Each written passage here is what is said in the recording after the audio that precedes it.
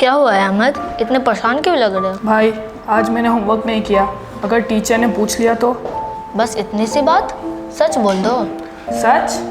डांट पड़ सकती है और नंबर भी कट सकते हैं। हाँ हो सकता है, लेकिन अगर तुमने झूठ बोला और टीचर को बाद में पता चल गया तो फिर ज़्यादा बुरा नहीं लगेगा?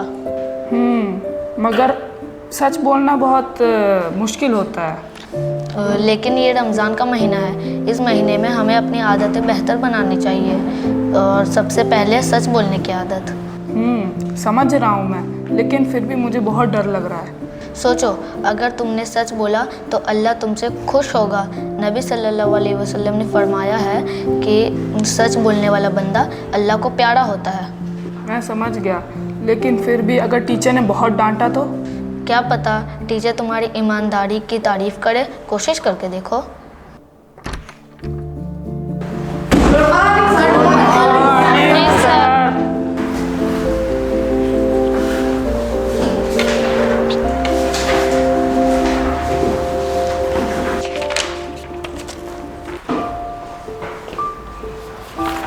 सर मैंने आज होमवर्क नहीं किया।